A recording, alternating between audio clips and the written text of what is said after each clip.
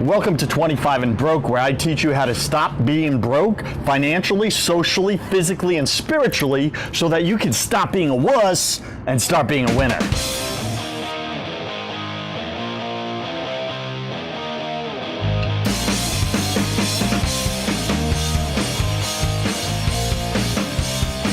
Today we're talking about, does God exist? Does God exist? Man, what a question for today's times, huh? So much hatred for anybody is like who's a Christian or, any denomination really of, oh, you believe in God? Oh, you're one of those? Oh, and these labels. And it's ridiculous, man. It's just ridiculous. So, let's get straight into this. Does God exist? I was challenged with this at one time in my life. It was in my early to mid-20s. I think 23, 24 years old. And see, I was born into a Christian family. So I was blessed with that. You've heard me say on other episodes, we don't get to choose which family we're born into, but we do get to choose how our life will end, how we finish. What does that end look like?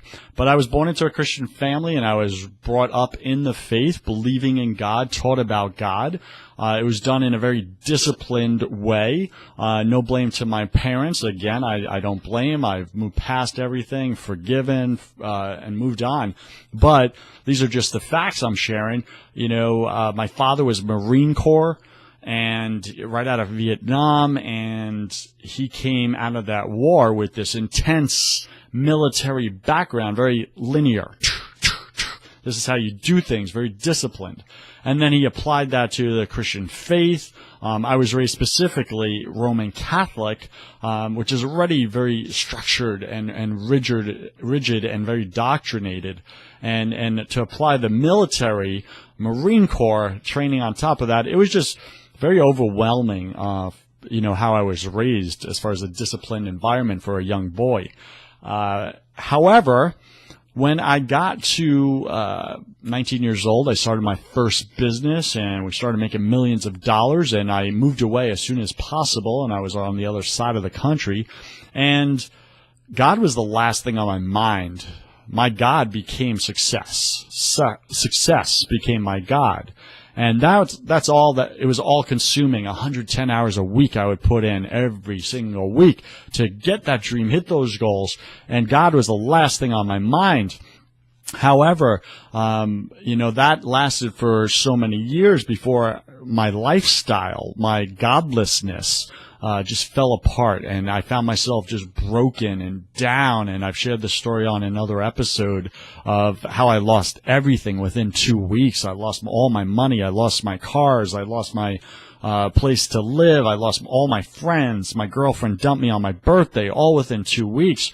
And there I was, if you know the Bible, and you know that story of the prodigal son who took his inheritance, his money that he made, and ran out and just partied it all over the place with women and just lifestyle and drugs and everything, and ended up crashing and burning and had nothing. Well, that's where I was. That's exactly what I did. I was that prodigal son. And I found myself at a place when I emptied out and I had nothing. I looked for God. I looked for God because I needed help, and I needed it bad. But that whole time, those years, I didn't believe in God anymore. I would be what we call agnostic. I believe there was a God out there, I guess, that created everything, but he was so far away, and that's cool. If you believe in him, that's cool, but I don't, and that's just not where I am right now, and success is where I'm going, etc. And, that was short-lived. That only worked for so long, and I found this emptiness inside of me, this craving, especially when I lost everything that the world, offers, right? That false lie of success, and I lost it all, and I had nothing left but God. And it was at that point that God reached into my life and rescued me and saved me and brought me back and raised me up, very similar to the prodigal son, just embraced me with open arms and forgave me. However, I'm diverting here.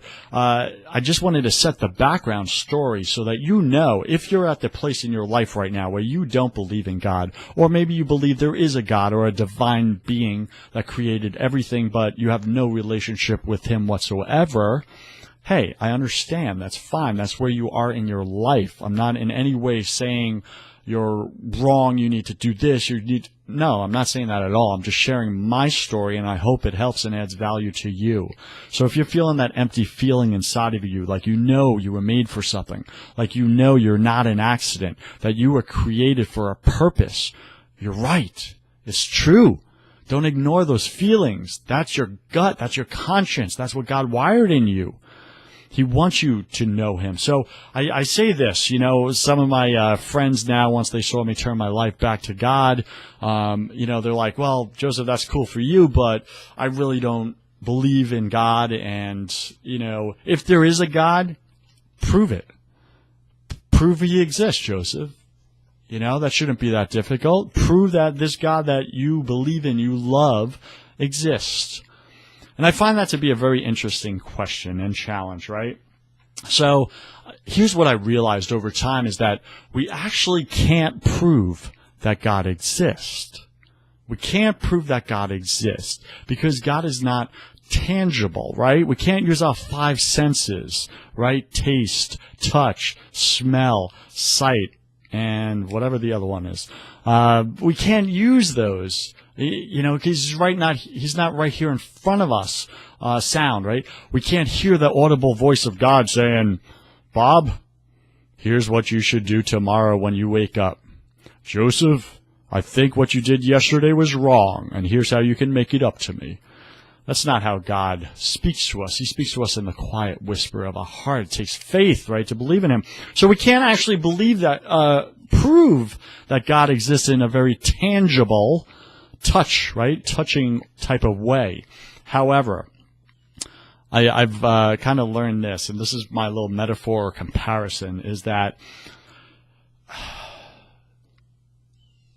saying, we don't believe in God, or I won't believe in God unless you prove it, or I don't see him, therefore I won't believe in something I can't see or touch or taste or whatever, then I understand that. I definitely understand that. And I raise the same point back to you.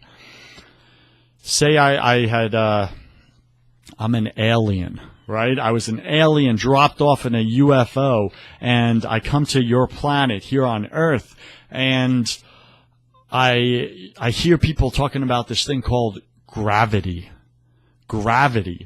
And I say, what is gravity? And they say, well, it's this thing that causes, things to be pulled down to the Earth's surface. That's where the words fallen, come from, dropped.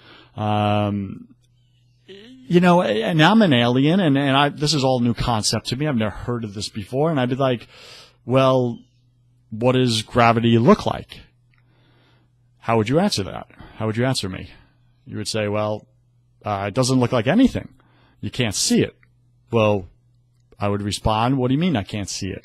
If I can't see it, and you can't see it, then how do we know it's there?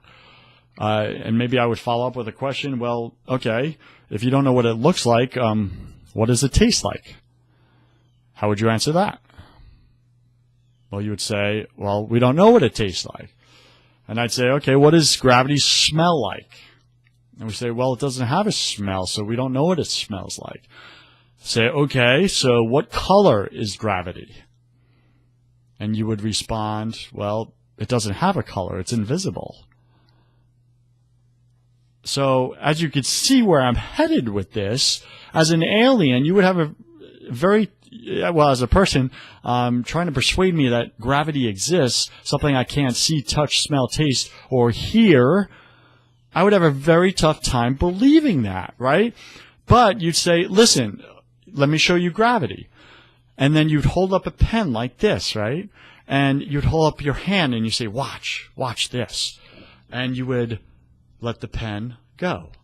Boom. And the pen drops. And you say, see that? See the pen falling? That's gravity. Well, I'm a very intelligent being, right? More intelligent than humans because I am an extraterrestrial. And I would respond back to you, no, the pen falling, I didn't see gravity. I didn't see anything. I saw the pen moving. I didn't see anything that's causing the pen to move. Again, what does it look like? What does it smell like? What color is it, if it exists? And you say, no, you're not understanding. See, the pen fell. That was caused by gravity. Aha! The alien would say, I would say, yes, but I did not actually see the gravity, nor did you. What we did see, and I would agree with you on, is the effects of gravity. We saw the effects of gravity, which caused the pen to drop closer to the earth. So the effects of gravity is all we can see. We can't see gravity. So why do we believe that gravity exists? Because it's undeniable. If you jump off a building, you're going to fall to the earth and die. And that is the effect of gravity. The same with God. We cannot see God. We cannot smell, taste, hear God. However, we can see all around us the effects of God, the effects of a creator, the effects of intelligent design. Look outside, go into nature. I'm looking out my window right now. I see all these green trees, these plush leaves and green leaves. And if you just look at a leaf and the perfection of it, it has veins in it. It's got like arteries, kind of like the human body, where the chlorophyll flows through it. It's this amazing entity that's alive. It's living. And we still can't, for the life of us, as with all the science and technology in the world, create a leaf from scratch, meaning with no other leaf before it. Nor can we create a human being without any DNA from another human being. So how is that possible? How is it possible that you and I are so unique, right? We're not carbon copies. Look at your finger right now. You have a unique identifier on your finger, your fingerprint, right? Look at that. Boom. I have a unique one. No one else on this planet out of 7 billion people has that same fingerprint as me. That's interesting. How can we say there is no creator when there's such perfection, such order in the universe, right? This is not an accident. An accident is where you drop a glass and it shatters into a billion pieces. However, you need order. Everything is order. You can't deny, I can't deny that there's no order around us. So we see the effects of God in the order, in the creation, in the beauty, in the magnificent, in the design, the intelligent design all around us. So I know this episode is running longer, but this is a hot topic for many of us. And if you don't have this as a foundation, a faith that you were made for something great, you were made, you were created, then you have nothing.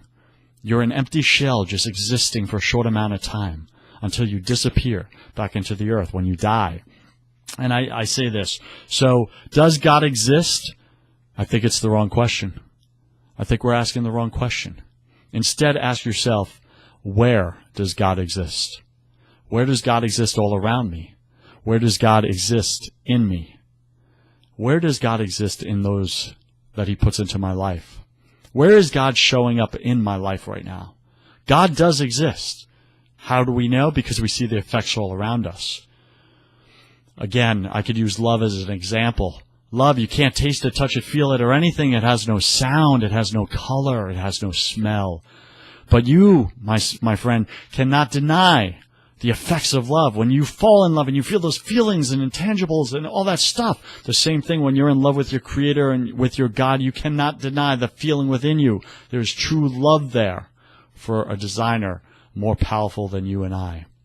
So I hope that helps and adds value to that. Does God exist? Again, that's the wrong question. Ask yourself, where does God exist?